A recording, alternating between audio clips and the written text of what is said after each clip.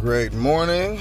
Another rainy day in Atlanta. Oh my freaking god, man. I don't know what's up with this weather. I can't, man, listen, I can't wash no cars the way I want. Like, you know what I'm saying? I'm a tire shine freak, yo. Like, no, for real, bro. Like, I love shiny tires, bro. I love to shine some wheels, get my car clean. That's why I love Turo so much, because, like, this is, like, my thing, bro. But over the last week, I haven't been able to do that, man. It's, like, raining. But today we're filming in the S-Class, talking about another car that I'm probably going to get today. We're on the way to drop off the S-Class at the airport for another rental, so I figure I'd make another quick video. S-Class looking nice, huh? Looking nice in here, bro. So I figure I'd make a video, because of course you guys know that I'm in the market for a Jeep Wrangler and a Blazer. But then there's another player that came about after searching and searching and searching. Like, man, I swear, man, car searching is so frustrating when you're super picky like me. At least when it comes to like my tier 1, tier 2 luxury cars. Again, as you guys know, yesterday I checked out a Jeep Wrangler that was already customized, and which was a 2016, I believe, and a 2020 Chevy Blazer, which would have been a little bit stripped down, but it still would have had the Apple CarPlay, which honestly, when it comes to the rental business, that's all I really care about, man. Like, I love Apple, Android Auto and Apple CarPlay is like my favorite feature, like on any cars. I used to be like everything had to have a sunroof or like, you know, or a panoramic roof like this, you know. But for me, I just love Apple CarPlay. It's just so simple, because especially because I use a lot of Spotify. So I just love it. So the Jeep Blazer only in torch red appeals to me. Like, I don't want it in white. I don't want it in blue. I don't want it in gray, silver. I only like it in torch red, and I'm gonna tell you why. Man, I know you guys remember the movie House Party with Kid and Play. And he had a red Chevy S10 that looked like a Blazer. And man, I was a kid, man. I thought it was the coolest shit I ever seen. Like, I thought that was like the shit, bro. Like, I absolutely love that S10 converted to look like a Blazer. So I always wanted one. But as I got older, other cars came out, you know what I mean? Like, I fell in love with like a Dodge Magnum or Chrysler 300 or the Chargers, Monte Carlos, and Impala. So I kind of drifted away from the Blazer. And besides the 04 Trailblazer SS, all Blazers were hideous to me. And the SS at the time was extremely overpriced. So I never got one. So I'm really considering the Blazer only because it's something about buying a 2020 car off the lot with 0 miles. It's just something like just satisfying about that. Well, because you get all the rebates. You know, you got more wiggle room to finesse. You know what I mean? Like, I can shave off thousands off a brand new car. It's just the only thing about buying a new car is that depreciation hit cars within 1 to 2 years. However, it is offset if the dealership gives you great deals on stuff like you know, free oil changes for 3-4 years. Like my Vet, I bought my Corvette brand new. The Corvette came with free oil changes for 2 years, free rotating balancing on all my tires. What else it came with? Free Sirius radio, even though no one used that shit. It came with a lot of incentives, so it was great to pick up a 2020. And then plus, you know, everything is on a factory warranty, so buying an extended warranty is not really a concern, like, for at least for the next 2-3 years. Which a lot of dealerships always try to include that shit in, like they try to force it on you. Which is not technically a bad thing. It's just those warranties be $4,000. You time into your warranty, now you're paying an extra $80 to $90 on your, you know, your car loan. But there's one other player now, man. So I done fucked around and went to a Volkswagen dealership only because it was near my house. I'm not really a Volkswagen fan. Besides like a Golf R, it's really nothing I like with Volkswagen. I had a Jetta. Now, if we talk about lower tier cars, like economy cars, I love Jettas now. Like, I had one Jetta before I sold it. I ran it up to like 165,000 miles. I think I only had like a crack rim problem, ran it out on Turo, and maybe it's like some little dumb shit. But the Jetta was a solid car. So, but when it comes to looks departments, you know, no Jetta really wows someone. And when it comes to the Golf R, you know, that's an enthusiast car. Like, only people who know what that is respect it. Everyone else thinks it's a little fucking guppy. You know, so I've never really been into Volkswagen, but I was interested in the Atlas, the Volkswagen Atlas. And I was interested in the Atlas because I do need another SUV in my lineup. I got plenty of cars. I only got 2 SUVs, 2 Range Rovers. And I was like, I do need another SUV. Doesn't necessarily have to be another Range Rover, but I just, you know, wanted something with a third row. None of my Range Rovers have a third row. I had an Escalade, but of course, I got rid of it. So I went to the Volkswagen dealership to check the Atlas out, open the door, and I was just not impressed, bro. Like, I just like, ugh, like, it'll rent. Don't get it twisted. Like, anything 2020 is gonna rent, but it just was bland. Like, even the premium ones with all the bells and whistles, it was just bland. Like, I just don't like the Atlas. And here's the crazy part: they got so when he said, well, maybe you should wait for the new Sportback.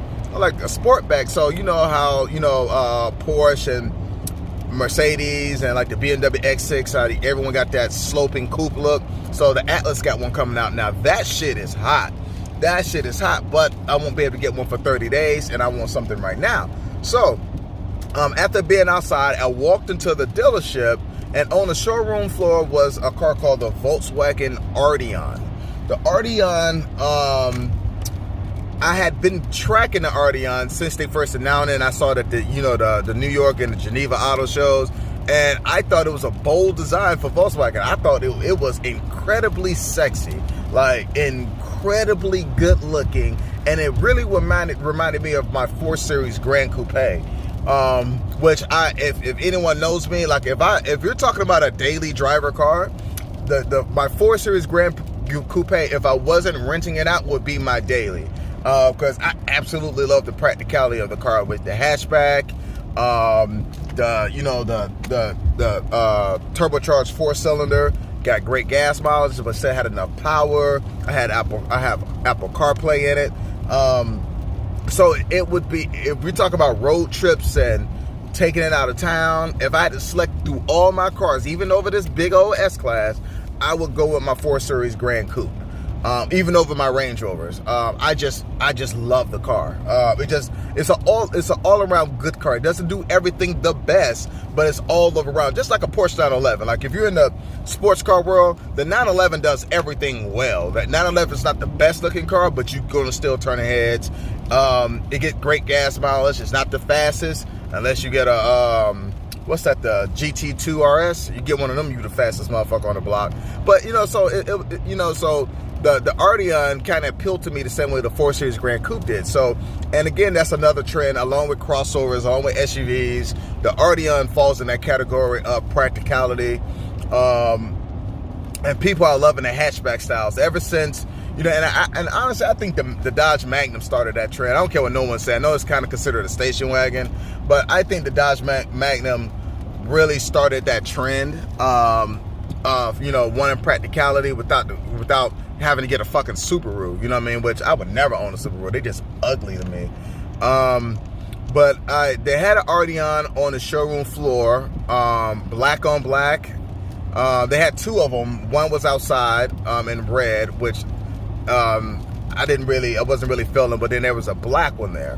So I looked at it, opened the doors, and it absolutely reminded me of my 4 Series Grand Coupe.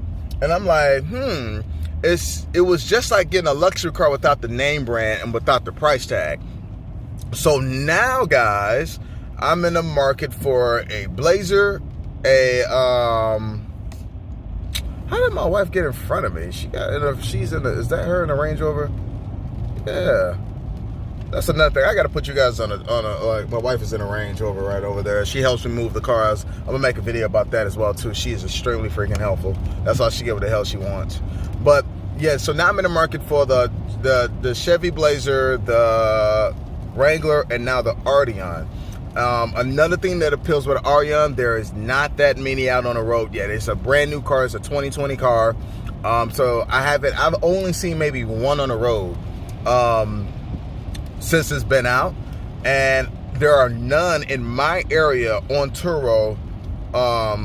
There's no Arteons on Turo, which also is highly appealing. Because when I first started doing Turo, or back when it was relay rides, I had one of the very first Escalades in Atlanta. And mind you, that was an old ass Escalade. It was like an 08, but you know, they didn't change the design from 08 to 2013, so it kind of still looked new. Especially because I updated the headlights. I kept my Escalade up well. So, and I got a lot of renters because there was only like 2 Escalades in the city. The Arteon kind of reminds me of that, because it's going to be one of those cars, especially when I freak the pictures. Because I know I do all my own pictures.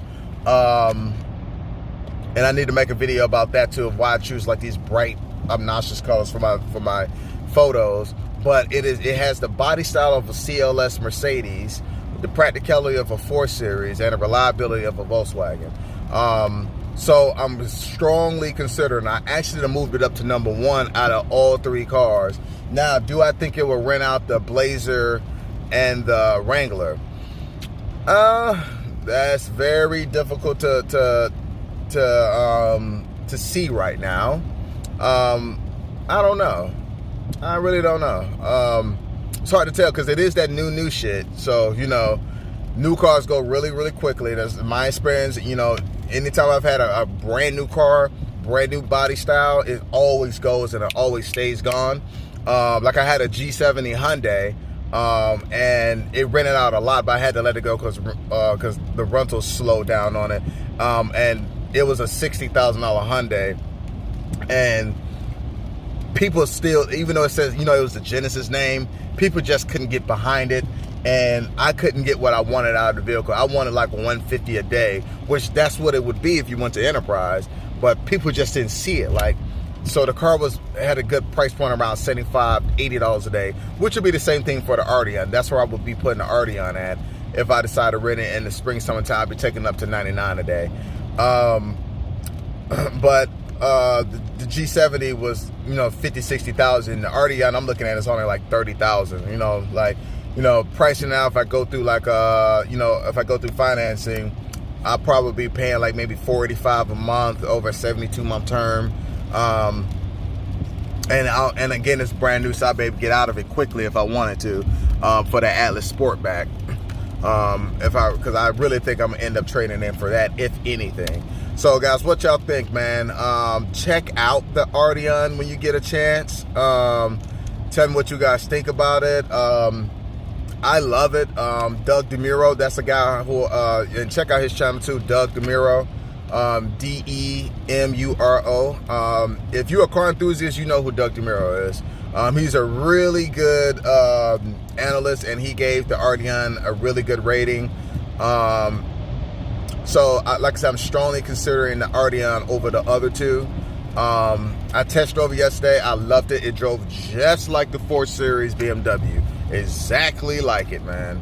So, we'll see, man. I'm making a decision today, guys. So, yeah, so check it out. Let me know what y'all think, man. It's slick, man. It's very futuristic looking. All right, guys, have a good one.